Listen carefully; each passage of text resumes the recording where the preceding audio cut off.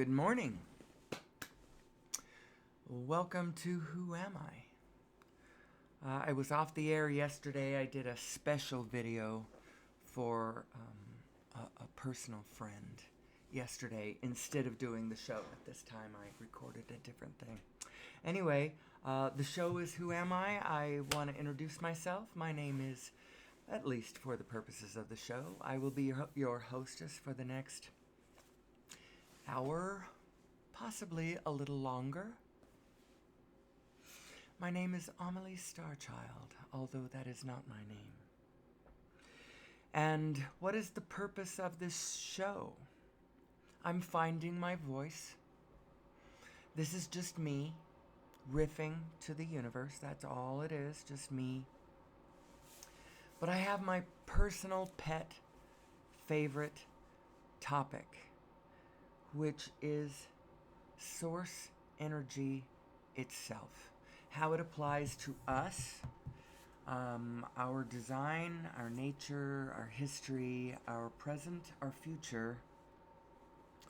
How it relates to the cosmos, physics, technology, all of that sort of thing. I want to talk about it, but this is more than that, because when you pull the whole picture in, it has to be more than that. It becomes a spirit. There's a whole vibe we're going to have coming from this direction that is connected, that is loving, that is allowing, that is hopeful, that is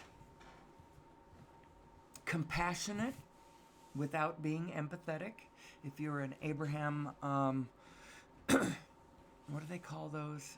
Well, they're conscious creators, but they call them, I don't know what they call them. A listener of Abraham, Esther Hicks, Abraham Hicks, and the Law of Attraction, that stuff. If you were a listener of that,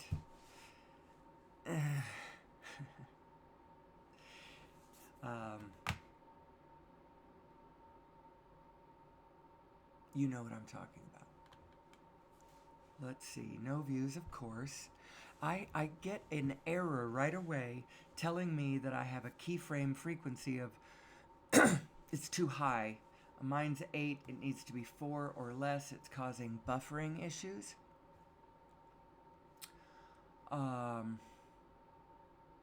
It's even possible that you are not seeing this because of that. I almost wasn't going to stream this morning and wait until I can handle it with my daughter later and just make the video like I have been since earlier this year.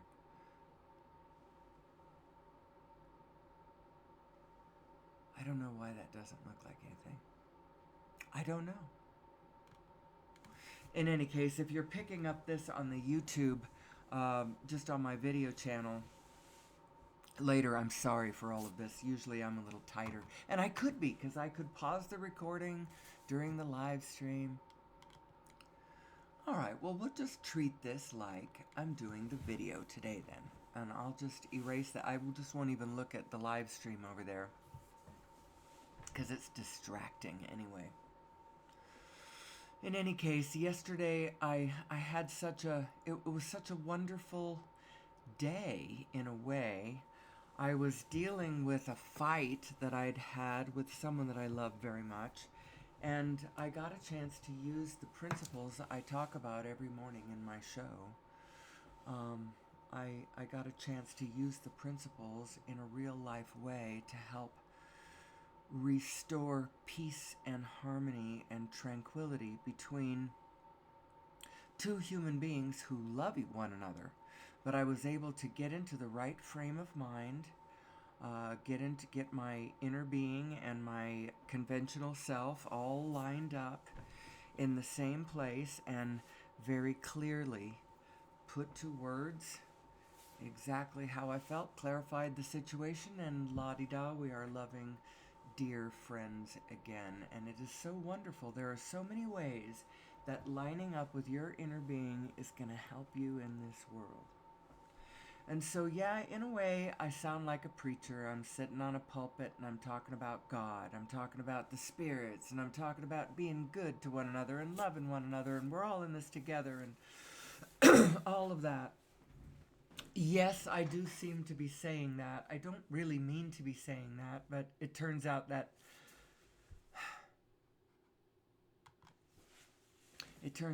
is what I'm kind of what I'm saying, but I want to flip it into a matter-of-fact frame so that we're not talking about it with stars in our eyes or angry with one another or offended with one another about.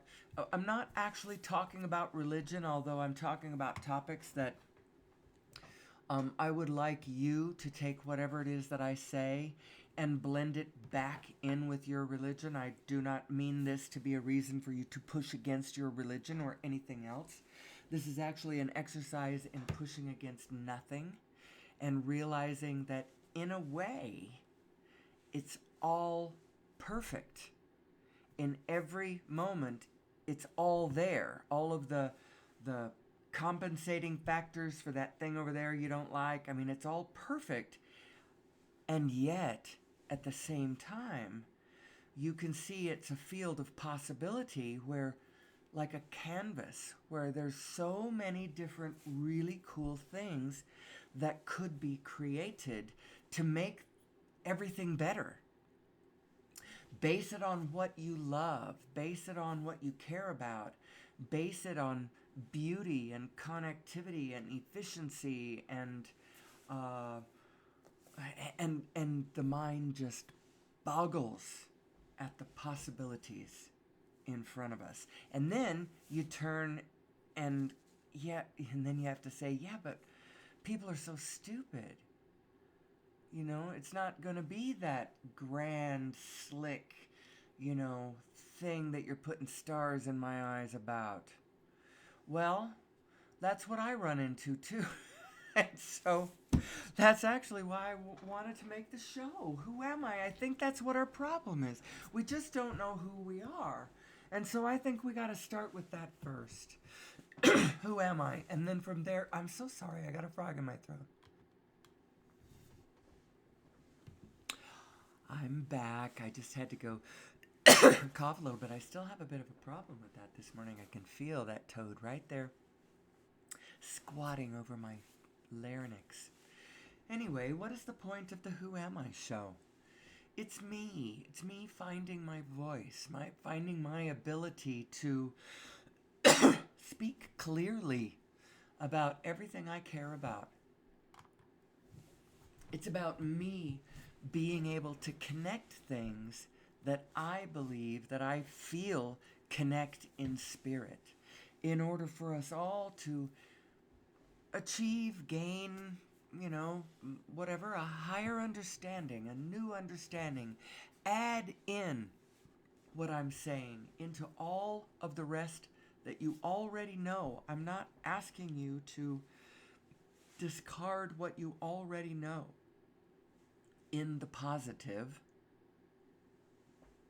Ultimately, I'm asking you to discard your negative, but only after you understand what your negative is and agree that, that has to do with alignment, because my negative self still is there. I myself experienced my negative self for the first time, and I was finally driven to shouting, and I got pushed a long way before I finally did it, and I just closed my eyes, I screwed up my eyes, and I just shouted what I was thinking. And then I immediately, the person I was talking to hung up on me, of course, and, I immediately wasn't angry anymore, and thought about it and thought about it and thought about it, and did the show yesterday morning in a dedication to that whole situation, and sent it off to the person. Instead of posting it to the public, I sent it off to the person, and then we we settled our differences. We found our love. We found our peace on the other side of it. And it was really quite beautiful.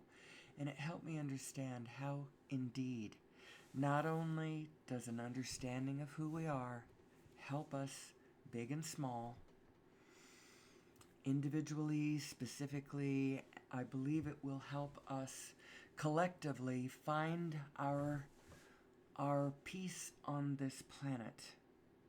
Find the right spirit on this planet. The love and connection with one another as human beings, our our connection in reality to the biosphere that has spawned us. All of that. My favorite topic ever: what is source energy, and who are we in reference to this source energy, and how is it going to, in practical ways, help me with the problems that I've got in my life, help me with the conditions that I see on planet Earth that need to be ameliorated. There are issues we have, and let's just look at them broadly. You have to understand them broadly and understand your own design broadly, and then you dial into the specific from there. And, depending on what your job is from there, if you're a city planner or if you're whatever. But in the meantime, we've got a lot of systems on the planet. We've got a lot of things on the planet that momentum's going, you could say, that aren't really serving us. And what do you do about that? Well, everybody doesn't have to do everything about everything. I have a tendency to think in terms of big systems. I'm a big systems person, and I've given it a lot of thought. Somebody someday should hire me because of that, just to do that, because I'm really good at it. But it would have to be somebody really high up who wanted to put in place systems that were in the right spirit. That's what I can get you, is put it in the right spirit. Now all the technical people involved in the situation, because the spirit is going to organize the thing. The spirit is at the center of the organizational force of the thing. And do you know what the organizational pattern is? Everywhere, all the time, every time? It's spin. And I know that sounds simplistic, and it is. But it's actually more than simplistic. It's more like fundamental. And so you got to bake it into the cake really high up on the tree of the flow chart. It's got to be really high up there because it's fundamental. It's right there at the top. Everything is spin. It's just spin. And the spin is flowing forth from frequencies. And what's really important to understand is the frequency that you're on. It's the most important thing. And as Milton Mayer pointed out in his They Thought They Were Free book, there's some really worthy quotes in there. Apparently the whole thing is a little whatever, and it was written like 10 years after the war, too. But, whatever. Some of it is absolutely beautiful stuff. There's a quote in there about how, let's see, the world you live in, let's see, all at once you see that everything has changed, and changed completely under your nose. The world you live in, your nation, your people, it's not the world you were born in at all. The forms are all there, all untouched, all reassuring. The houses, the shops, the jobs, the meal times, the visits, the concerts, the cinema, the holidays, but the spirit, which you never noticed because you made the lifelong mistake of identifying it with the forms, is changed. Now you live in a world of hate and fear, and the people who hate and fear do not even know it themselves. Now, all of that, the point of that, excuse me, the point of that and where it tied into what I was talking about is we spend all of our time focusing on the forms. That's just what we do. And the reason that we do it is because collectively as a people, when we turned our eye to looking to where who is telling us the truth about our world from the shaman and the priest, when we started looking instead to the scientist for this, some 350 years ago or so, thereabouts, however you want to mark the beginning of the scientific revolution, at that moment, that's when we took our attention off of the spirit, because everybody was looking at the spirit before, although they were looking at it in a funny way too, you know, accusatory, and it was weird before then. But we started looking instead to the material world. The materiality became primary in our minds as to its place in the hierarchy of order around us. The material world started coming first. It wasn't always so. We used to think primarily in terms of spirits. But now, and Milton Mayer points out that when you are primarily focused on the matter, the spirit can change right under your nose, and you never noticed it because that's not what you were paying attention to. Well, I'm saying that's what we need to pay attention to. The spirit comes first. It really does. The spirit is primary because the spirit, I'm air quoting the word spirit, is actually, it's a frequency. It's a frequency. It's a frequency that you're on. And when I say you're on, it's the frequency that you're on has to do with, Abraham calls it your vibrational offering. I like that word. I think that's pretty good. I think it's sort of a combination of things. It's coming, your emotional part of it appears to be projecting somewhere around the area of your solar plexus. I'm not sure exactly. There's an energy center there of some sort. And your vibrational offering put forth to the universe is kind of centered there. But you know, your whole self is an energy signature. You know, you're a carnal engine putting out this, you know, almost 100 degrees temperature, thermal engine for all your life.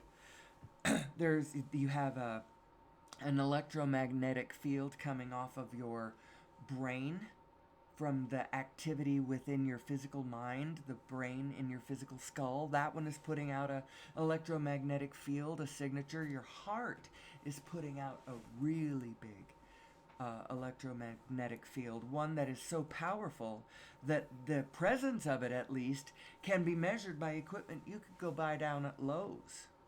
The electromagnetic field of your heart, and the whole thing is comprising your signature, your energy signature on the grid in the field. You are projecting this signature to the universe, and the universe is responding to it. It's absorbing the information that you are uploading to the field, and it is swirling back to you in a little cloud of your own miasma. Depending on whatever you are spewing, you're getting a load of whatever that is. If you are spewing love and hope and faith and logic and energy and possibility and all of that stuff, if you're spewing that, then that's what the universe immediately is, you know, what you're seeing, what you're rendezvousing with, what you're getting confirmed, or what you're working with. You get what you think about. I mean, you get, let's see, what is that rule? There's one actionable rule in all the 5 rules of the universe, 5 structural laws of the universe. Shall we review them? 1, 2, 3, 4, 5. The first one is You exist. There's nothing you can do to change that. You can commit suicide, but you will find that you still exist. You know, all you've done is just you've just destroyed the physical aspect that you had coalesced into, but you're still there. I believe that that is what you're going to find. Bashar tells us so, and a lot of other people tell us so too, and I just think that's right. It feels right. The second one is everything is here and now. That one feels right too. And, you know, because like even the stuff you're going to do tomorrow, when you do it tomorrow, it'll be now. There is only now. The all are one and the one is all. There's this one all thing that we are all participating in and all relevant to. We are not dandruff on the shoulders of God. We are not sweat in the armpit or of God, or toe jam, or dust in. We are dust in the wind in a way, but only if you look at us from the outside perspective. When you look at us from the inside perspective, we can get as big as the whole universe. It has to do with how you can align your own personal apparatus with the wholeness of the big apparatus, because we are scalar and we are layers of the one. And the here, hold on one second, I'm gonna go back. Oh, that's not where I wanted to go. That's where I wanted to go. Oh, still no viewers. I don't expect any viewers. There's something wrong with what's going on right now. And where I started it before, I was getting the stream. I was getting out there, but I don't think anybody's seeing me now, and so there's something off that my daughter's got to help me fix. And so right now I'm pretending like I'm live streaming, but I don't think I really am. I mean, if I am, I'm doing it invisibly somehow. You know? So anyway, who am I? Who am I? I am a being that is, and what's the meaning of my life? Well, let's take this one from Abraham, because I like this one. This feels so good. Your existence is grounded in freedom. You are way more free than you might be imagining yourself to be. Because first of all, you might be identifying yourself as the human being, and only the human being that you inhabit. The human being you inhabit is kind of like a cloak, a skin, a 3D virtual suit that you are wearing. It's not really you. The you that you really are is made up of frequencies, and all of the frequencies are positive, every single one of them, that comprise who you really are. Every single one of them is positive. But you can come into this being that has the ability to play this emotional instrument, if you will, that somebody in their wisdom gave us, created us to be. If you know me and you know my show, you know that I have my personal belief. I think we are genetically modified. I think that there is evidence of it in chromosome number 2. It appears to be 2 ape chromosomes fused together, telomere to telomere, with redundancies on both sides of the equation clipped away, and the result is human chromosome number 2, which is responsible. It's 8% of all the DNA in every cell of your body, and it's responsible for about 3/4 of the volume of your neocortex. And your neocortex is your overview mind. It's your physical overview mind, the one who can kind of supersede the knee-jerk reactions of the mammalian brain. You know, the territoriality of the lizard brain. You know, there's the It can see bigger and farther and gives you emotional control, gives you, well, I have a slide that shows uh, the neocortex. Here we go. Here's our neocortex diagram showing you all of the things that the neocortex gives us: language, morality, logic, analysis, rational thought, and control of emotions. This is what is given to us by our. So I do believe that we were genetically modified. Somebody did this to us. The truth of the matter is that we do have this fused chromosome. And then you have to decide how likely you think it is that these two chromosomes jumped on each other, glued together from, basically outside to outside kind of. It was very unnatural. It would be hard to imagine how it happened accidentally. So somebody has given us this ability. And what this ability is now I can come into a place where I can discern. Because from my other place, I kind of like everything. Everything's great over there. Everything's great over there. I can see the possibilities. So from over there, that's where all the possibility is in this place where that feeling is. But what I need to blend is what I need to blend is what I know on the ground as a human being with what my inner being knows about the possibilities of life, So you aren't really discarding everything that your mammalian brain is not always wrong about liking or not liking a situation.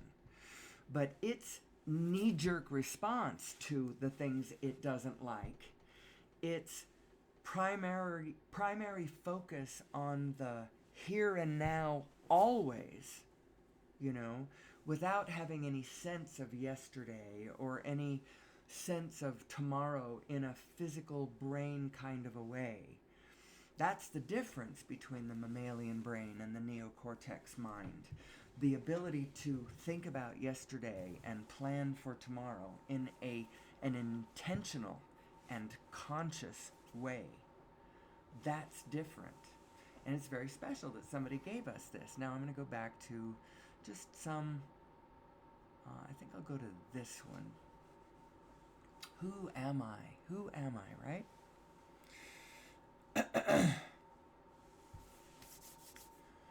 So it's very special.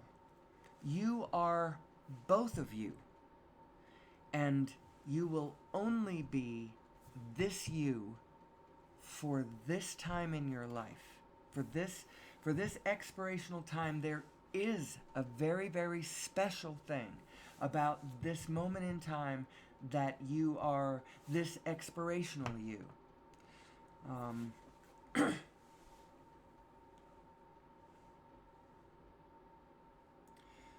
But the you who you are always is this continuum of positive energy. That's who you really are. I like to say it's who you really are because it's who you always are. But I have, in the course of doing this show, and in the course of me explaining this over and over, I start to realize the fullness of this partnership going on between you and you, and how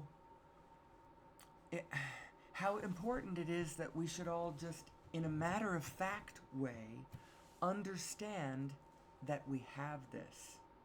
We do have this.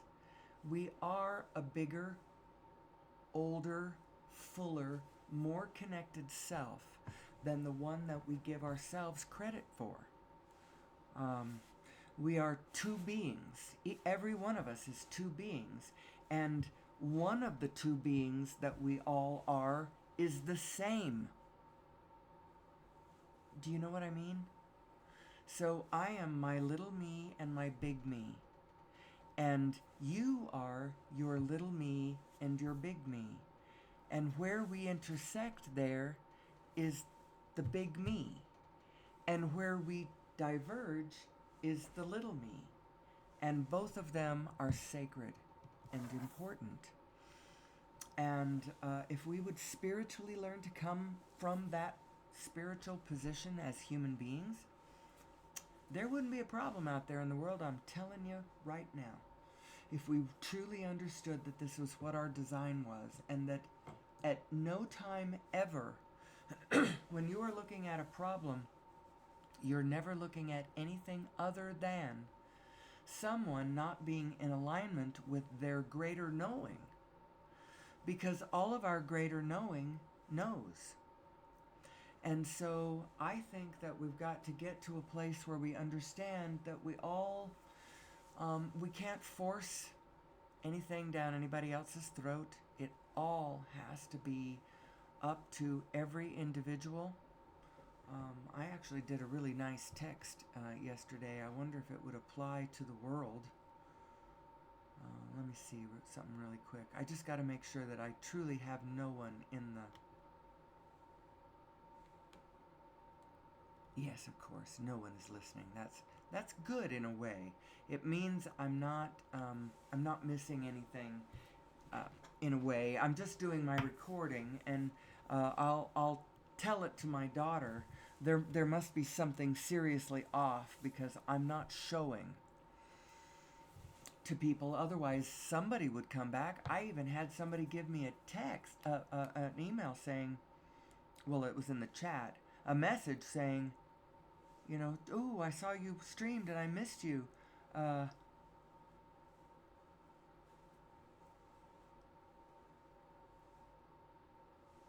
So, anyway.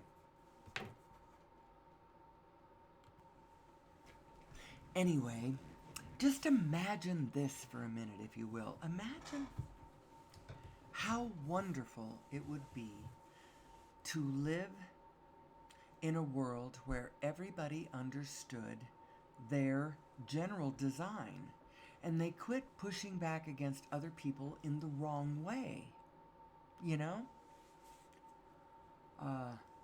And others looking at kerfuffles from the outside would understand right away what they were observing and what to do about it, how to fix it, how to inspire people back to their own alignment,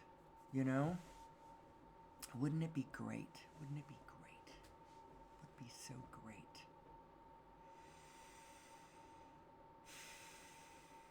Anyway, who am I?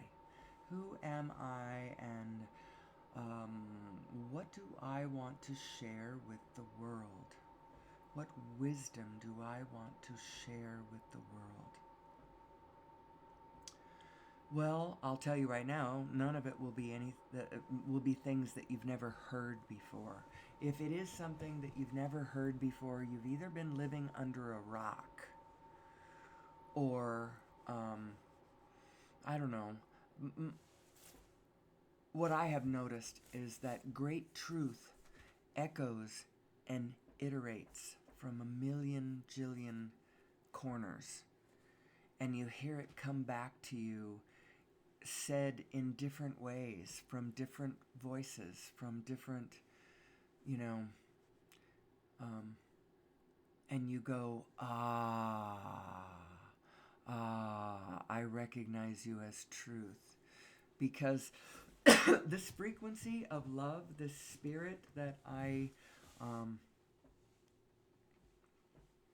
this spirit of allowing and whatever that I try to come from in this room most of the time, the connection to your inner spirit kind of frequency, it's apparently the underlying frequency of all existence. That's why it feels that way. When you get into that place where it feels so safe, that frequency that feels so safe, it's a frequency. It's not a place. It's not a thing that you have to orchestrate from the outside. It's a frequency you achieve from the inside. And once you figure out where that frequency is coming from, it's coming from an alignment between your two minds. Because your inner being needs you. needs you to be on the ground with your discerning eye and your sense of, from there you are going to be sifting and sorting from a buffet of everything. Quit judging it. It's just a buffet of everything. Really, really mean and horrible and terrible, like mythologically mean and horrible and terrible. Don't judge it. You're at a buffet. And the whole idea is you are declaring to the universe as you live your life every step of the way, this is who I am, this is who I am, this is who I am. And you're doing it by choosing in the positive, not by pushing in the negative. Although, in a way, you're you're saying something there too. If all you can do is glom onto negative and resonate with negative and fear the negative and notice the negative, well, you're saying something there too. I wouldn't venture to say exactly what you're saying. I think you're saying I'm walking backwards, but you're not saying I'm an evil person, because you aren't. No one is. What you're saying is I'm walking backwards.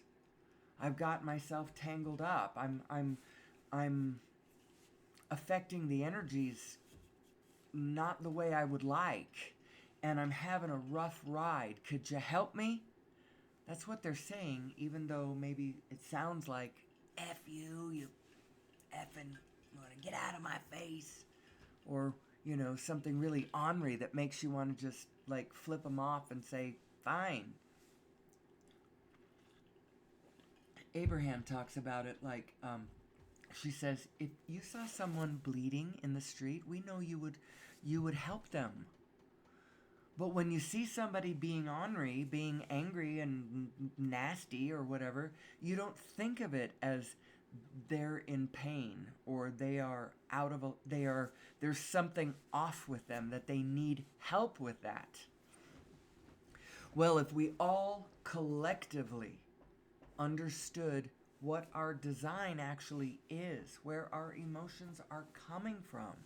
Our emotions are not our ultimate statement of who we are is we are an energy that loves everything, that is so excited about life itself, that sees the energies moving and dancing as, the blood running through its veins. We are a being that is totally fine with all things, feels safe in this universe. There's nothing that can touch us from where we really are. And then we come down into these bodies, and these bodies give us the ability to do something different, which is feel negative. Now, we still are a positive self. And the negative occurs when we take a thought that does not resonate with who we really are. That is what causes that negative emotion. And so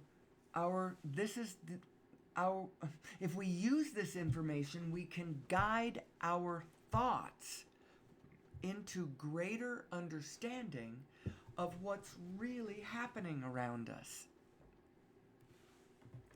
Don't just leave the negative, positive and negative, it's all supposed to be there. I remember I started saying the foundation of our lives. I started with the freedom. I never made it to expansion and joy. Abraham has a funny way of saying that. She goes, we tell you that your life is all about freedom and joy and growth. And you say, we hear you, Abraham, growth, growth, growth, growth. It's funny. Anyway, if you never listen to Abraham, then I'm sorry. But she is good, and she's all over the internet. And I went to one seminar. It was a cruise seminar back in 2022. I went all by myself, as a matter of fact. It was right before my eyes started getting bad enough that I really wouldn't have wanted to do that. That was 2 years ago. I did not rent a car. I took Ubers. I made it to I did it all by myself. Anyway, it doesn't matter. Um, she's all over the internet, and she's done such a good job of disseminating her message, and she's really good, you know? And don't ever take what she says to a place in your own self that doesn't feel right. Only take her exactly to where it feels right. And that's what you should do with everyone. And you should take all of them into yourself. Trying to understand what, well, I'm babbling now. I have this pet idea. I call it addition consciousness. And it has to do with adding others and their viewpoints into your conscious frame, in your mind place where you're trying to figure out the meaning of life, like what it all means. You've got a place where you put everybody else's ideas. It's not exactly where you put your own ideas, but it's in there. It's in there. Um, you, uh, what you think about stuff should be higher up on it, but down there underneath where you put where you think about stuff, you put what everybody else thinks about stuff. So when you're inputting a guru, for instance,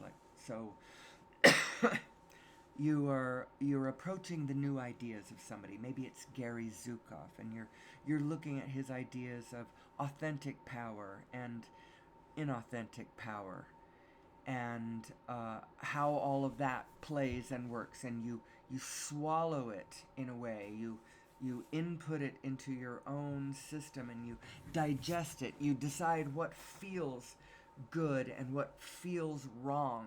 And if it feels wrong, then you put it off to the side. You don't discard it altogether. It still goes in there under the heading of, this is what somebody believes. You don't discard it because it didn't feel right. You just don't pull it into the fundamental top of your own operating system. You don't pull it up to there because it didn't feel right, but it still stays over there in that place where everything goes. It's addition consciousness. You don't throw anything out. All of it is collecting in a place where you're trying to decide what the big picture looks like, And if you really want to know what the big picture looks like, every frequency you ever come across has to go into that place where everything goes in some way, because it was there. I saw it, I felt it, I experienced it, I thought it, whatever the it is, whatever the verb is. Anyway, subtraction consciousness leads to subtraction consciousness and addition consciousness, they lead to two different kinds of personalities. The person engaged in subtraction consciousness, which is at every given moment, they examine a thought, and if they like it, they input it right there, and if they don't like it, they throw it completely away. That sort of thinking leads to more the cynic type of a person, the skeptic, the one who doesn't really believe anything, You really have to get through some tough, guarded gates to get through to the cynic. Then you have the other kind of person, which is obviously more of what I am, which is the allower, the one who, at every turn, no matter what you say, if you're coming at me from a positive direction, you tell me something, I'm going to go, oh, yeah, I'm going to pull it right in, and it's just going to go right in, because I add everything in. And at first, that kind of person is very gullible. That kind of person at first is very gullible. Believe anything. Believe it. And I was very gullible as a child. I was guileless. I was easily teasable. And I was the baby of the family. I didn't really get teased by many people. The one person that teased me was my brother. But I realize now that he was at the bottom of a food chain of his own, and we didn't have a dog that he could kick or take it out on or whatever. So he sort of took it out on me because he sort of felt a little bit resentful because everybody seemed so nice to me. And it's like, why are you so nice to her when everybody's so mean to me? And so he teased me. But you know what?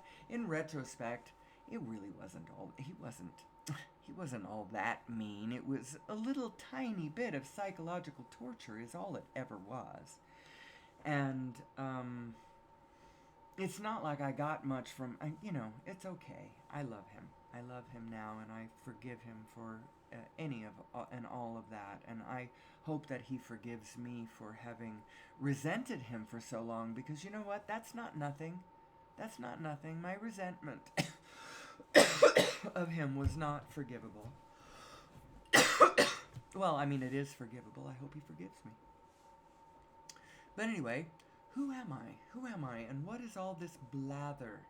I do pretend that I have a practical vision for us all, ideas that will help us as human beings get to a better place on planet Earth. I want to do a hear ye moment. Hear ye, over unity is possible. Did you know that? Even knowing it's possible, we should be putting every young mind interested in the topics of electronics or electricity or energy or physics or mathematics or any of those topics. We should be putting them all.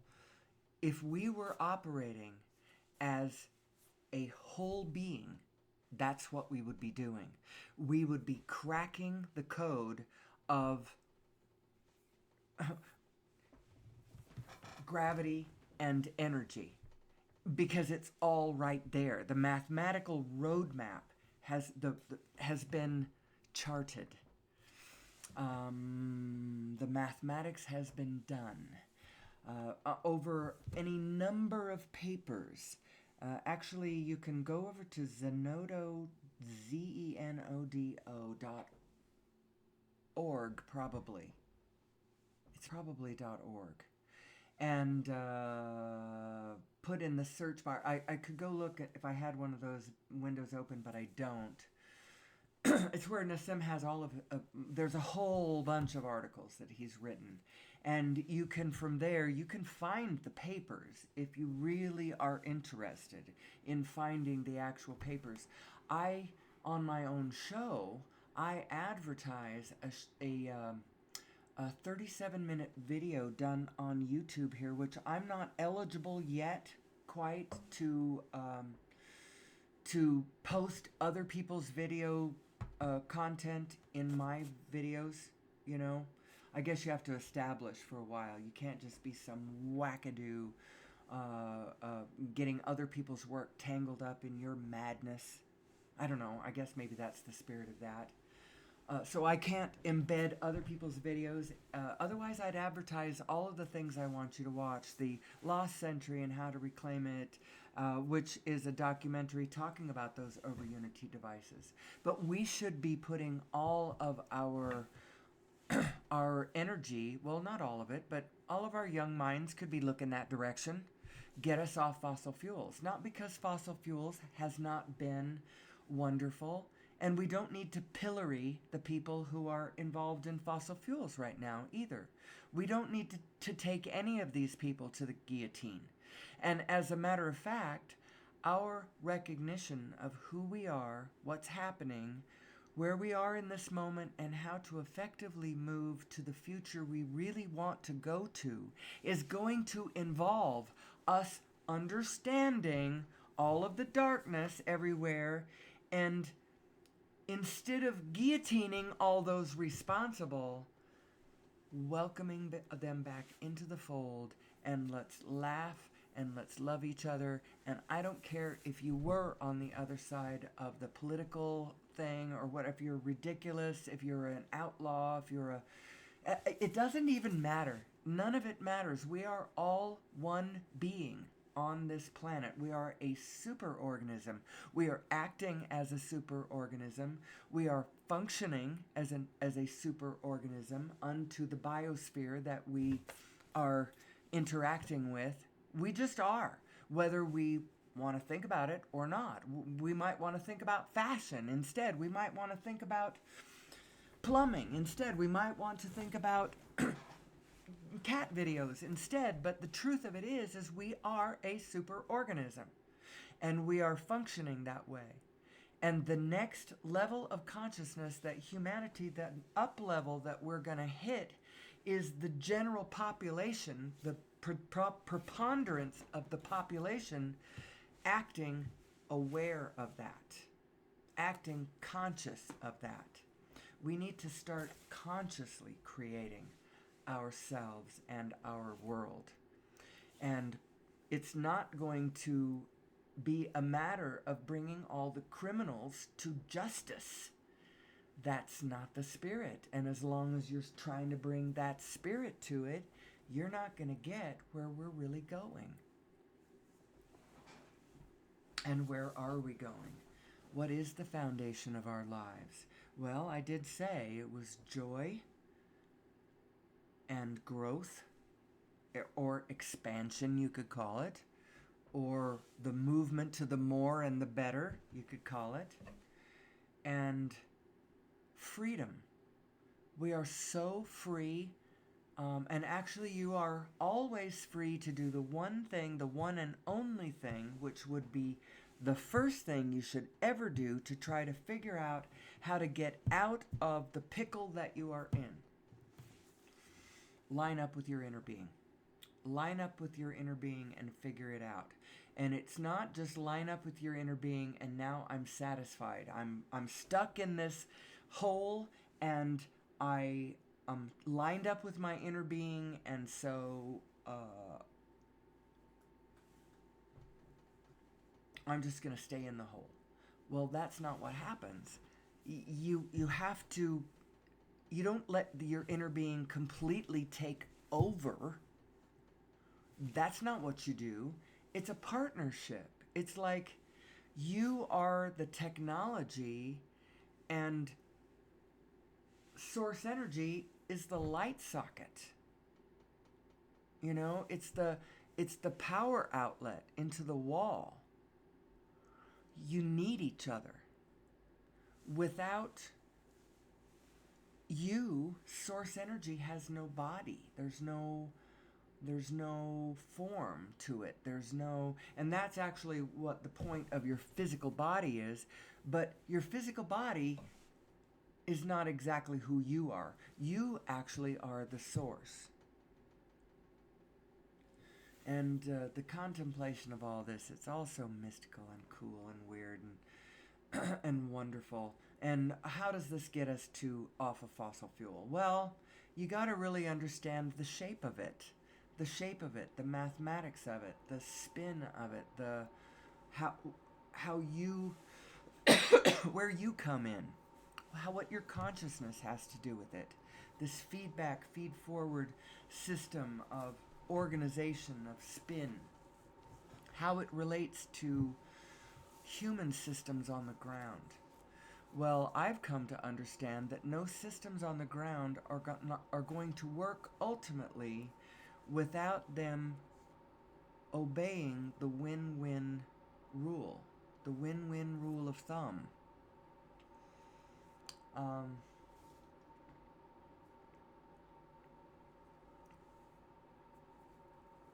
And the more that it's a win-win for more people,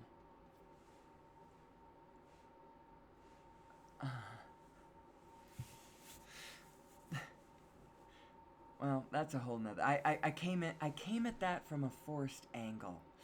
I'm sorry. You can probably tell when I'm letting the riff flow, just kind of spill out of me. It sounds like one thing, and then when I try to do it from another angle, it sounds more pedantic and it gets more forced. And then I get more apologetic and explanatory. Anyway, who am I? Who am I? I do believe that this understanding will free us. Will free us because, and like I was telling this person that I had a fight with, I would never, ever, ever tell anyone specifically what to do. I would only advise them to line up with their inner being and choose for themselves. I was being accused of. It doesn't matter.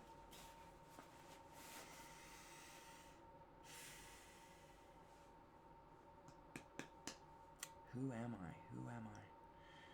This is an oral meditation for me. And I started it, what is the date today? This is an interesting milestone I got coming up for fans of the show. It is the 21st of November. On the 26th of November, 2023, that was the first time I ever made this recording and called it Who Am I? It was the birth of the Who Am I show. Before that, I was doing it, but I was kind of my original goal was I wanted to put this presentation together of things that I thought went together, things that I thought they related to each other, and they had big implications to the future of humanity for a lot of different reasons, from everything from us interacting with the biofield correctly to us being able to plug into a different source of energy, to us being able to get along with one another in an increasingly crowded space as our population grows. It's going to hit a high threshold, and that's actually going to be a good thing. I used to think it was going to be a bad thing. And on the outside, it is going to kind of look a little rough. But if you focus on it from an inside, it's going to be the catalyst that's going to allow us to up-level, to us truly understanding who we are as a collective species on the planet and how to play nice with one another. How you play nice with one another is you get into alignment with your own source, because your source is your own compass that helps you navigate the win-win position for you so that you win and you don't cause anyone else to lose as you win. Do you see how that works? You're looking for the win-win. It's a formula. It's a mathematical formula. The win-win. Write that down. Very, very technical. No, spiritually, it's something you have to keep bringing into the picture, because you're not looking at good and bad people, that you're trying to separate the bad people from the good people and punish the bad people or even get rid of the bad people, which was kind of what we tried to do last century. It was a bad idea, very bad idea. Well, it's not bad people, it's a bad idea. What you're looking at is all good people, all human beings.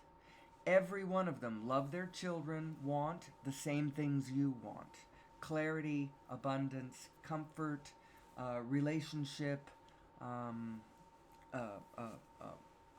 satisfying occupation or connection to the rest of the group, you could call it. That's what your occupation is going to be.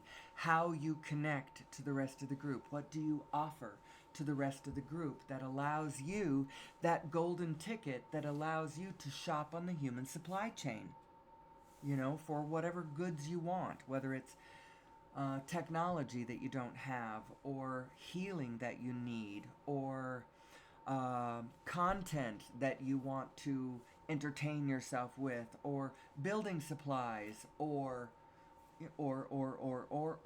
And as a human being, now we live in this magnificent frame. Now, it didn't used to be quite like this.